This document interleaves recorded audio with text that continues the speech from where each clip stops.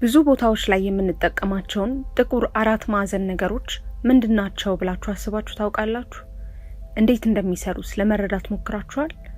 ክፍያዎችን ለመፈጸም የተለያዩ ቦታዎችን ለማግኘትና ድረገጾችን ለማሰስ የምንጠቀማቸው እነዚህ ነገሮች QR ኮድ የሚባሉ ሲሆን አገልግሎታቸውም በእነዚህ ብቻ አያበቃም።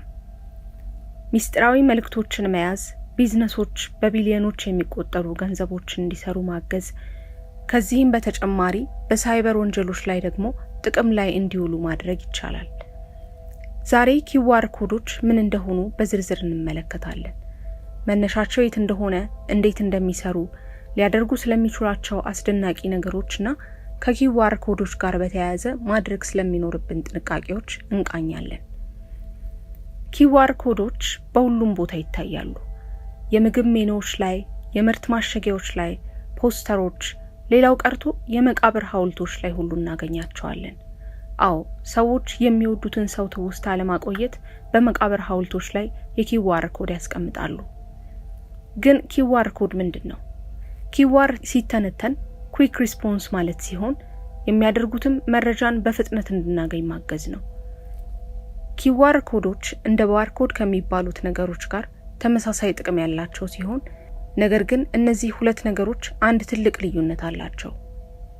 ባርኮዶች መረጃዎችን በአንድ አቅጣጫ ማለትም በአግድም የሚያከማቹ ሲሆን QR ኮዶች ግን መረጃዎችን በሁለት አቅጣጫዎች ያከማቻሉ፣ በአግድምና በቁመት። ለዚህም ነው QR ኮዶች ከባርኮዶች በ100 እጥፍ የሚበልጥ መረጃን መያዝ የሚችሉት። የQR ኮዶች ጉዞ በ1994 በጃፓን የተጀመረ ሲሆን በወቅቱ ቶዮታ ከአንድ ነገር ጋር እየታገለ ያለበት ወቅት ነበር። ይህም በሺዎች የሚቆጠሩ የመኪና መለዋወጫዎችን ያለ ስህተት መከታተል ነበር። ታዲያ ባርኮዶች ይህንን ስራ በብቃት ለመፈጸም በቂ አልነበሩም። ይህኔ ነበር ለቶዮታ የሚሰራ አንድ ማሳሂሮ ሃራ የተባለ ጃፓናዊ መሐንዲስ ትልቅ መፍትሄን ይዞ የመጣ ሐሳብን ያመነጨው። ባለ ሁለት አቅጣጫ ብዙ መረጃን መያዝ የሚችል በተጨማሪም በፍጥነት ስካን መደረግ የሚችል ኮድ። በመጀመሪያ QR ኮዶች በአውቶሞቢል ኢንዱስትሪ ውስጥ ብቻ ጥቅም ላይ ውለው የነበረ ሲሆን ነገር ግን ሰዎች ምን ያህል ጠቃሚ እንደሆኑ ሲገነዘቡ በፍጥነት ወደ ሌሎች ኢንዱስትሪዎች ተሰራጭተዋል።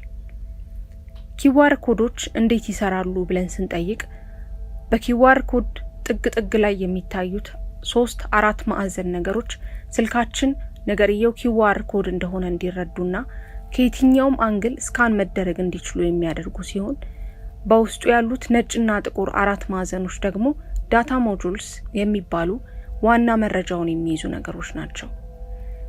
እነዚህ ዳታ ሞጁሎች የክፍያ መረጃዎችን፣ የዌብሳይት ሊንኮችንና ኮንታክቶችን ጨምሮ ብዙ አይነት መረጃዎችን ይይዛሉ።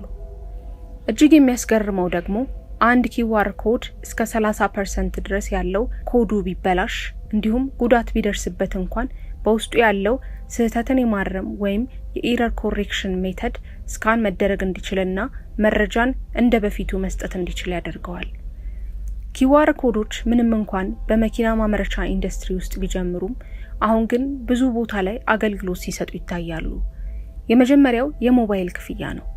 በቻይና ብቻ የQR ኮድ ክፍያዎች በየቀኑ በቢሊየን የሚቆጠር ዶላር ግብይትን የሚሸፍኑ ሲሆን እንደ WeChat Pay፣ Alipay፣ Apple Pay እና PayPal ያሉ መተግበሪያዎች ፈጣን ክፍያዎችን ለመፈጸም የQR ኮዶችን ይጠቀማሉ።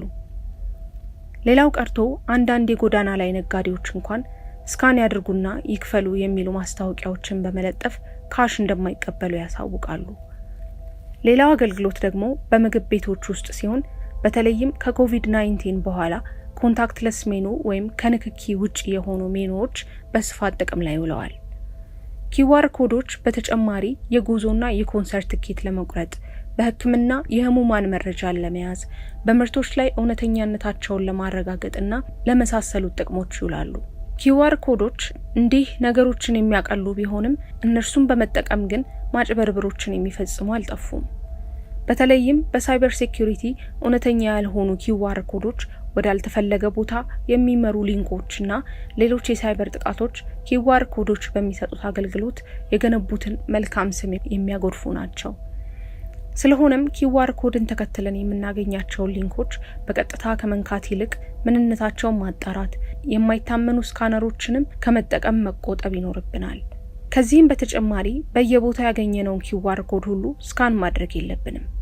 እነዚህንና የመሳሰሉ የቴክኖሎጂ መረጃዎችን ለማግኘት ሰብስክራይብ በማድረግ ቤተሰባችን ይሁኑ።